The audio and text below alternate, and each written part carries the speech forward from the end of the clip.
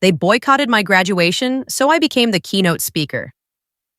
My family skipped my college graduation to attend my brother's sports banquet. 4 years of sacrifice, sleepless nights, and working 3 jobs. And they chose his Tuesday night awards dinner over my once-in-a-lifetime moment. I found out 2 hours before the ceremony. My mom called while I was getting ready, putting on the cap and gown I'd saved months to buy. Honey, we can't make it. Jake's team is having their end-of-season thing, and you know how important sports are to his future. But here's what she didn't know.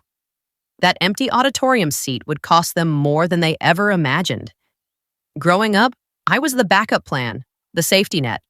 The one who helped with homework, covered shifts, and never complained when family dinners got rescheduled around my brother's games. Jake was 3 years younger, but he might as well have been the firstborn.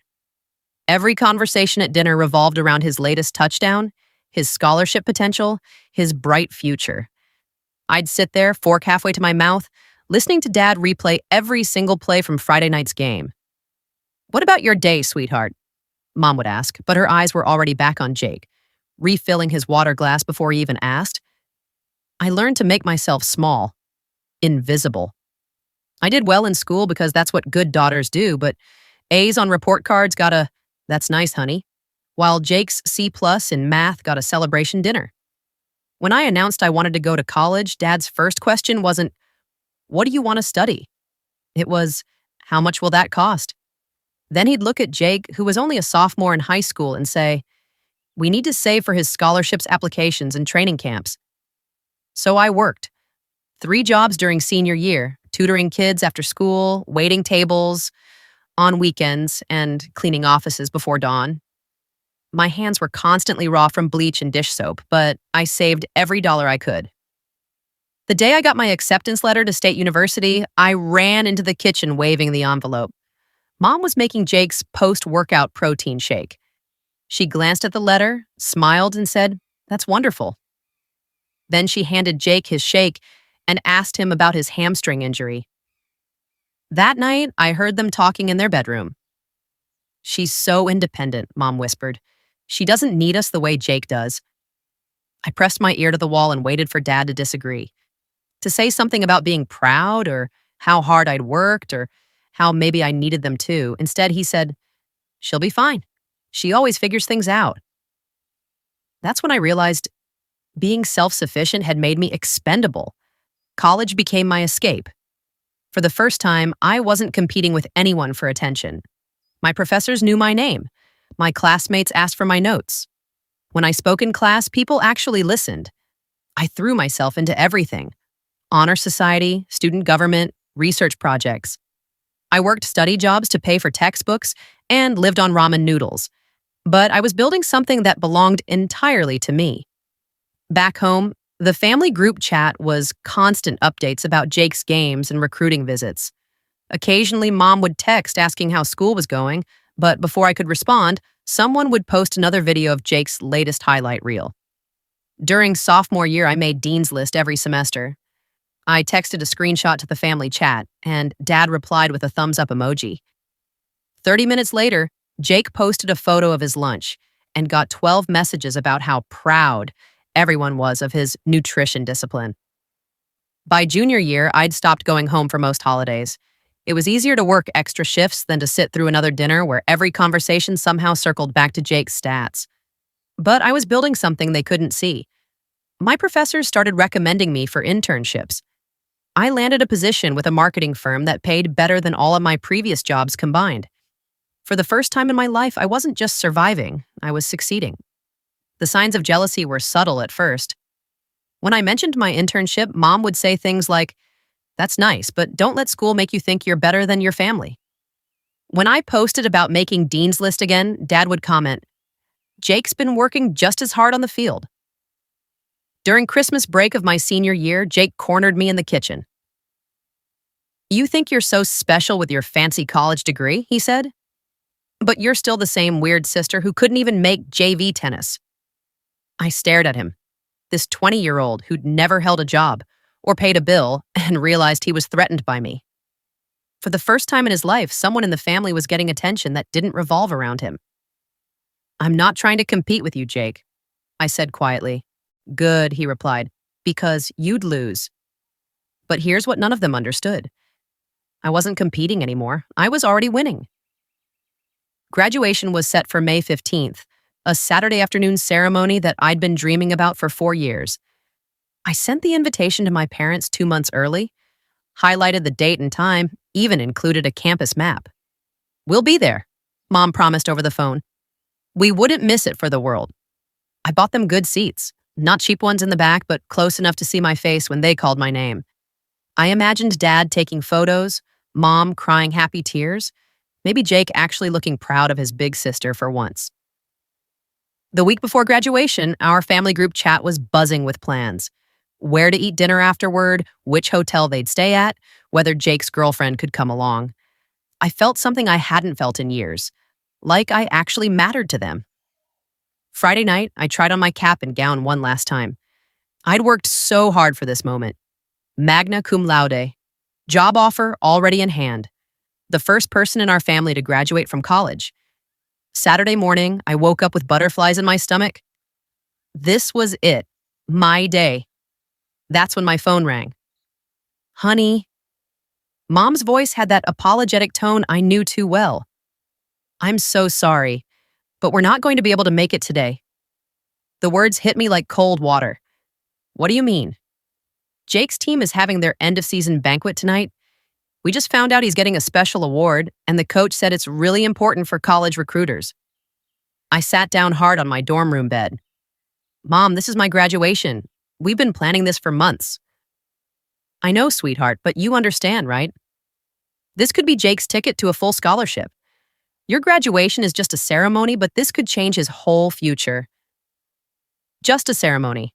4 years of work, 4 years of sacrifice, 4 years of proving myself. And it was just a ceremony. We'll celebrate when you get home, she continued. We'll take you out to dinner, make it special. But we all knew that wasn't true. By the time I got home, Jake's award would be the only thing anyone wanted to talk about. I hung up the phone and stared at my reflection in the mirror. Cap and gown, honor cords draped around my neck, and nowhere to go but to sit alone in that auditorium. 2 hours later, I walked across that stage to collect my diploma. The announcer called my name, graduating magna cum laude, and I looked out at the crowd of cheering families. The 3 seats I'd reserved were completely empty. I smiled for the photographer, shook the dean's hand, and walked off that stage with my degree and a hole in my chest where my family's pride should have been. That night, while they were celebrating Jake's Most Improved Player award, I sat in my empty dorm room and made a promise to myself. If they wanted to miss my moments, I'd make sure they'd regret it. I threw myself into my career with the same intensity I'd brought to college. The marketing firm that hired me right after graduation quickly realized they'd found someone special, someone who worked like she had something to prove, because I did. Within 6 months, I'd landed our biggest client. Within a year, I was promoted to senior account manager. By my second year, I was leading campaigns that were getting industry recognition. The family group chat continued its endless stream of Jake updates. His college team, his girlfriend, his summer job at Dad's friend's construction company. I posted occasionally, a work achievement here, a professional award there. But the responses were always the same. Lukewarm congratulations followed immediately by someone changing the subject back to Jake. That was fine. I wasn't working for their attention anymore. 3 years after graduation, I got a call that changed everything. The university's Alumni Association wanted to honor me as their Young Professional of the Year. Not only had my work earned national recognition, but I'd also quietly been donating scholarship money to help other students like me, ones working multiple jobs to pay their way through school. We'd like you to be our keynote speaker at this year's alumni banquet, the director said. It's our biggest event of the year. We're expecting over 500 attendees, including major donors and university leadership. My heart started racing, not just from the honor, but from an idea that was forming in my mind. When is the banquet? I asked. May 15th, the same weekend as our spring graduation ceremony. The same date, exactly 4 years after they'd missed my graduation. I'd be honored, I said. I didn't tell my family about the award, not yet. Instead, I quietly reached out to the alumni office with a special request. Could they send formal invitations to my parents?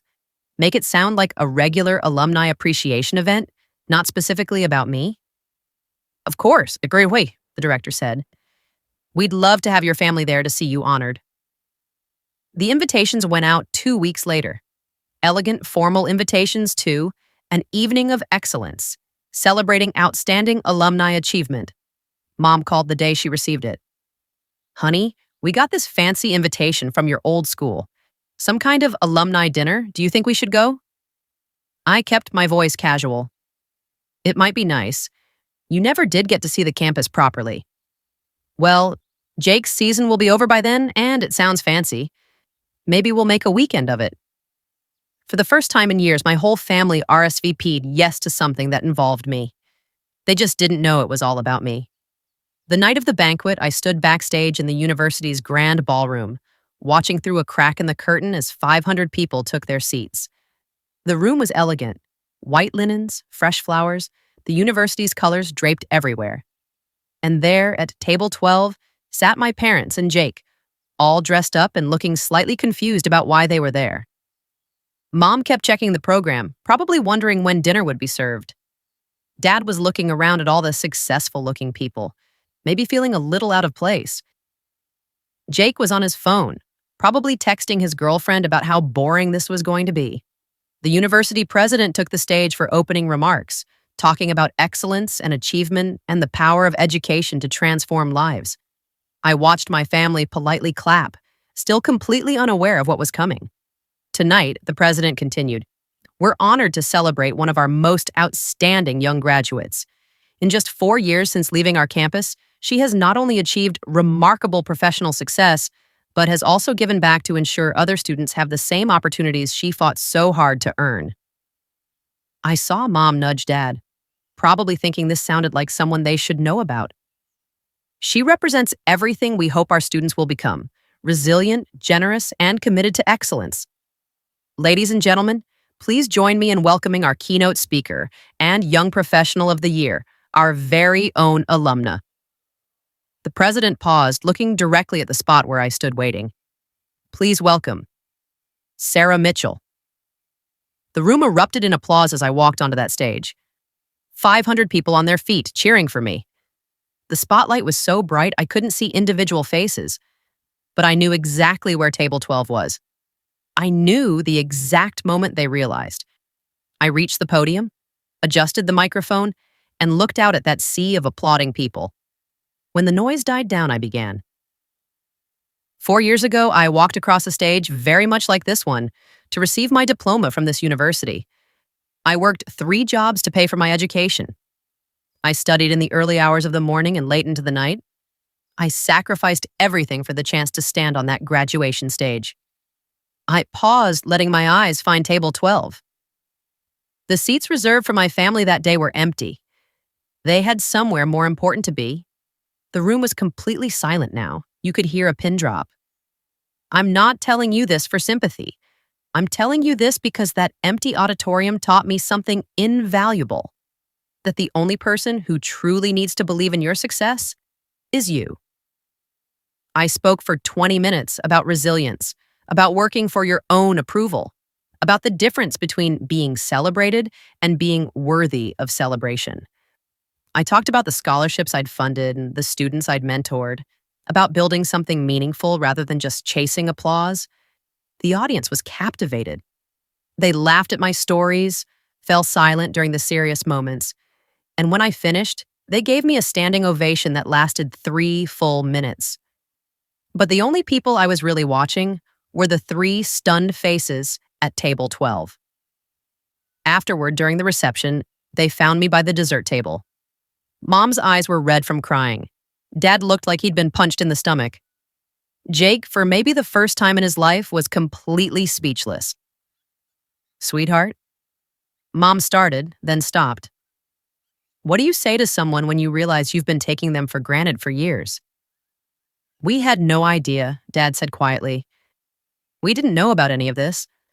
The awards, the recognition, the scholarships. I looked at the 3 of them. My family, who had driven 4 hours to attend an alumni dinner, not knowing they were coming to watch me receive the highest honor their daughter had ever earned. I know you didn't, I said simply. That's okay. No, it's not okay, Mom whispered. We should have been here 4 years ago. We should have been cheering for you then. Jake shifted uncomfortably. Sarah, I'm sorry, we were idiots. I was an idiot. I could have been angry. I could have made them feel worse. I could have listed every missed moment, every dismissive comment, every time they'd made me feel invisible. Instead, I felt something I hadn't expected. Peace. You know what I realized tonight? I said, watching other families congratulate their successful children around us. I spent so many years wanting you to see me, to be proud of me, to show up for me. But I was already worth showing up for. I just needed to learn to show up for myself. The university photographer asked to take our picture, the young professional of the year with her family. We smiled for the camera, but it felt different now. Not forced or fake, just different. Later that night, after they'd driven home, I sat in my hotel room looking at the Crystal Award on the nightstand. Young Professional of the Year was engraved in elegant script, but that's not what made me proud. What made me proud was that I'd built a life worth celebrating, with or without an audience. They thought they'd missed my moment 4 years ago when they skipped my graduation. But they were wrong about that too. My moment wasn't when they called my name on that stage tonight. My moment was every single day I'd chosen to keep working, keep growing, and keep believing in myself despite their silence. They skipped my graduation to watch Jake get a participation trophy. But tonight, they watched me take the stage I'd built for myself. And the best part? I didn't need their applause anymore. I already knew what I was worth.